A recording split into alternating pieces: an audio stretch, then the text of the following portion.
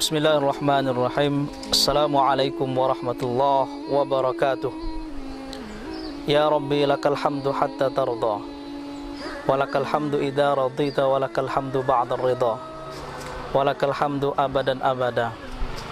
Allahumma salli wa sallim ala sayyidina Muhammadinil Mustafa wa ala alihi wa ashabihi wa man tabi'ahu ila yaumi liqa'illahi ta'ala. Thumma amma ba'd. Ayuhal musyahidin al-kiram, hafizakumullah. Syukur alhamdulillah, tidak bosan-bosannya kita mengagungkan dan menyucikan asma-Nya Allah Subhanahu wa ta'ala dengan memperbanyak menyebut asma-Nya, dengan harapan mudah-mudahan kita dijadikan oleh Allah Subhanahu wa ta'ala sebagai hamba-Nya yang asyakirin, yang senantiasa mengetahui cara bersyukur kepada Tuhannya. Dan mudah-mudahan senantiasa kita dijadikan oleh Allah Subhanahu wa ta'ala sebagai hamba-Nya yang terpilih, sehingga di dunia dan di akhirat nantinya kita akan digolongkan oleh Allah Subhanahu wa ta'ala sebagai golongan orang-orang yang beruntung. Amin ya rabbal alamin. Demikian juga salawat beserta salam marilah senantiasa kita memperbanyak ucapannya kepada baginda Rasul Nabi Yuna Muhammad sallallahu alaihi wasallam.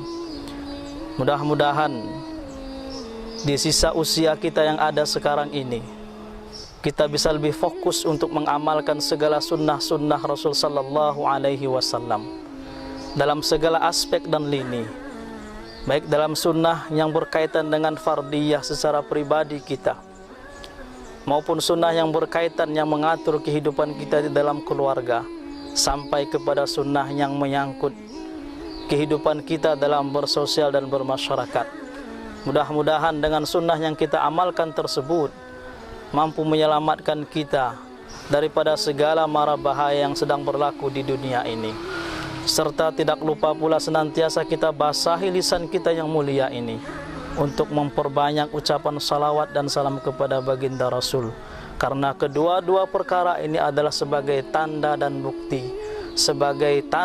bukti, cintanya seorang umat kepada Rasulnya Muhammad sallallahu alaihi wasallam.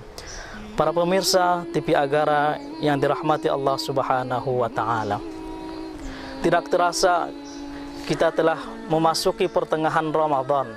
Pada hari ini 16 Ramadan tepatnya. Ramadan ini akan datang dan berlalu. Tinggal lagi kesempatan kita yang seharusnya kita ambil begitu baik, di mana kita posisikan diri kita dalam menyahut seruan yang dikatakan sebagai panggilan iman ini. Karena setelah kita mengetahui dengan seksama Allah Subhanahu wa ta'ala menyeru hal tersebut di dalam surah Al-Baqarah yang sering kita mendengar ayatnya, Ya ayyuhalladzina amanu kutiba alaikumus siyam kama kutiba alal ladzina min qablikum la'allakum tattaqun. Perintah puasa tersebut adalah merupakan perintah langsung daripada Allah Subhanahu wa ta'ala, tapi barometernya ditujukan kepada orang-orang yang memiliki iman. Orang-orang yang memiliki iman tersebut yaitu kita sebagai umat Islam. Sebagaimana kita bisa mengaplikasikan iman tersebut dengan sebaik-baiknya, begitu jugalah kita menjalankan ibadah puasa ini dengan sebaik-baiknya juga. Oleh karena itu, terkadang panggilan iman ini, seruan iman yang langsung diperintahkan oleh Allah Subhanahu wa ta'ala, ada di golongan sebahagian manusia umat Islam pada khususnya mengambil dan menjadikan ibadah tersebut sebagai ibadah yang memang benar-benar dijalankan sebagaimana semestinya, sesuai dengan standar yang ditetapkan oleh qudwah kita yaitu baginda Rasul sallallahu alaihi wasallam. Dan ada setengah manusia yang hanya sekedar melakukannya saja, begitu selesai rukun dan segala syaratnya, cukup tidak menambah dengan perkara fadail-fadail yang lainnya. Para pemirsa TV Agarai dimanapun Anda berada, kita sebagai umat Islam harus mengetahui keinginan kita untuk menjalankan ibadah ini adalah keinginan yang sangat luhur, sesuai dengan janji Allah Subhanahu wa Ta'ala yang akan menjadikan kita umat Islam sebagai orang-orang yang tattaqun, muttaqin. Tahukah kita di mana posisi orang yang bertakwa tersebut nanti di akhirat? Dalam surah Az-Zariyat, Allah Subhanahu wa Ta'ala telah memberikan janjinya kepada orang yang bertakwa, yang janjinya ini tidak akan diberikan kepada orang yang lain selain orang yang mendapat ciri-ciri di dalam surah tersebut. Dan perlu kita garis bawahi, di antara ciri-ciri yang disebutkan nantinya tidak akan kita temui di dalam bulan-bulan yang lain selain di Ramadan yang kita cintai ini. Allah Subhanahu wa Ta'ala berfirman, a'udzubillahi minasyaitonir rajim, innal muttaqina fi jannati wa 'uyun akhidhina ma atahum rabbuhum innahum kanu qabla dzalika minal muhsinin. Yang artinya, sesungguhnya Allah telah menyediakan kepada orang-orang yang bertakwa nantinya di akhirat fi jannati wa 'uyun, surga-surga yang begitu indah beserta ditempatkan di setiap surga tersebut al-'uyun, yaitu mata air yang begitu indah dan lezat untuk dinikmati. Akhidhina ma atahum rabbuhum, orang yang mendapat kesempatan tersebut akan langsung mendapatkan kenikmatan surga beserta isinya daripada Tuhannya tanpa mendapatkan pelayanan langsung daripada bidadari contohnya. Dalam Al-Quran dikatakan wildanul mukhalladun, penduduk surga sebahagiannya dilayani oleh wildanul mukhalladun atau hurun ain, bidadari-bidadari surga. Akan tetapi untuk orang yang bertakwa yang memiliki ciri-ciri ini nantinya langsung diberikan oleh Allah direct tanpa ada perantara siapapun. Siapakah mereka? Yaitu innahum kanu qabla dzalika minal muhsinin, yaitu ketika mereka hidup di dunia mereka adalah golongan atau orang-orang yang baik. Nah, ungkapan muhsinin ini sangat umum.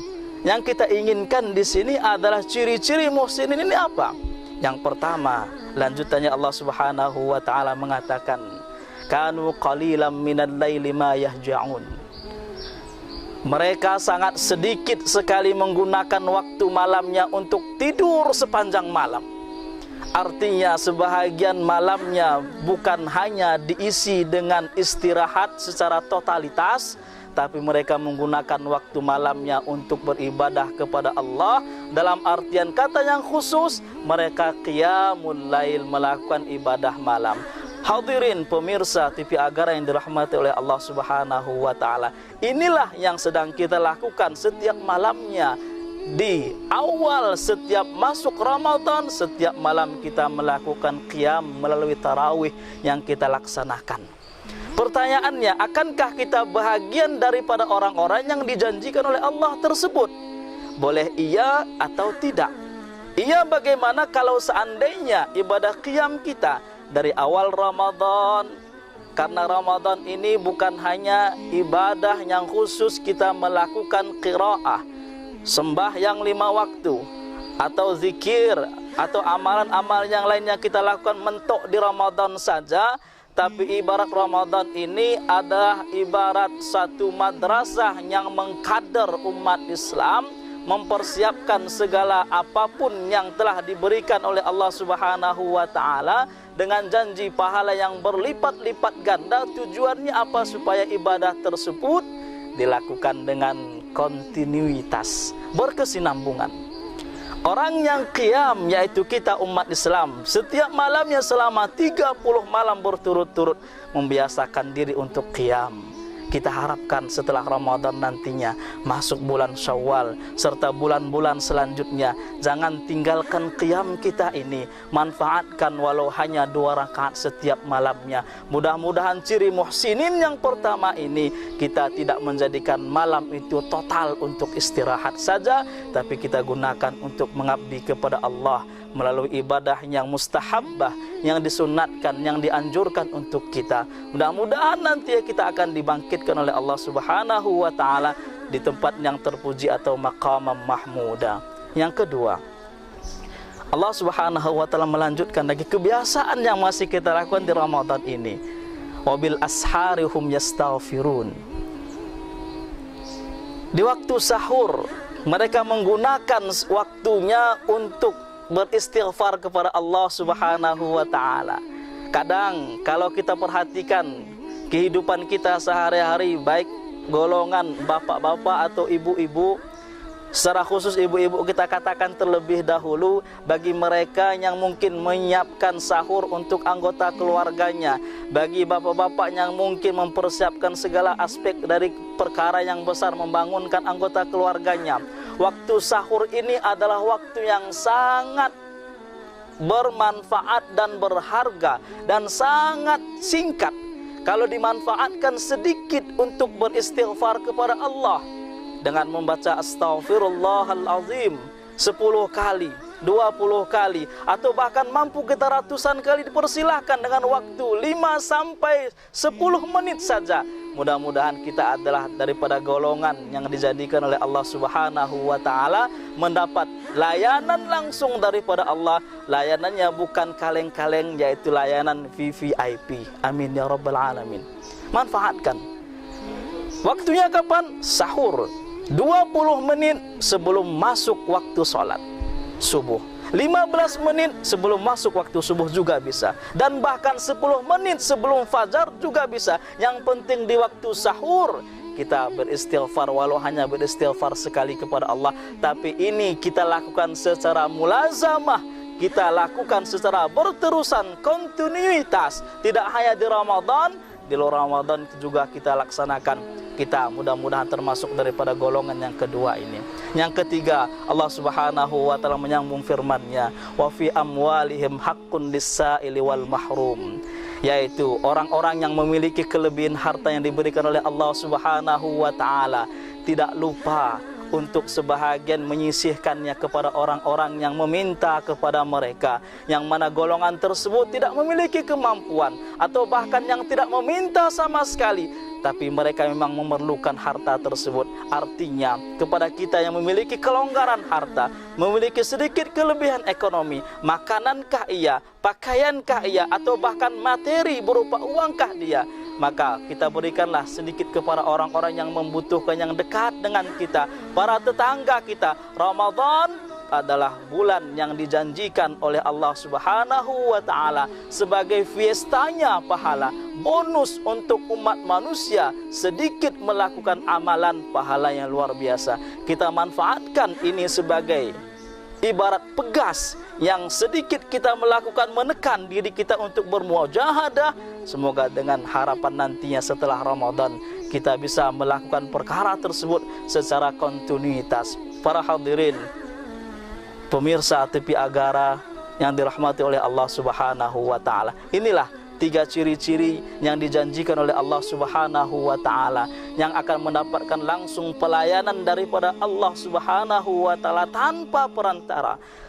Kita ulangi, mudah-mudahan hal ini bisa menjadikan kita lebih mengetahui dan mengecamkannya lagi supaya tidak hilang daripada sanubari kita. Yang pertama, jangan lupa kita qiyam setiap malamnya, bukan hanya di Ramadan.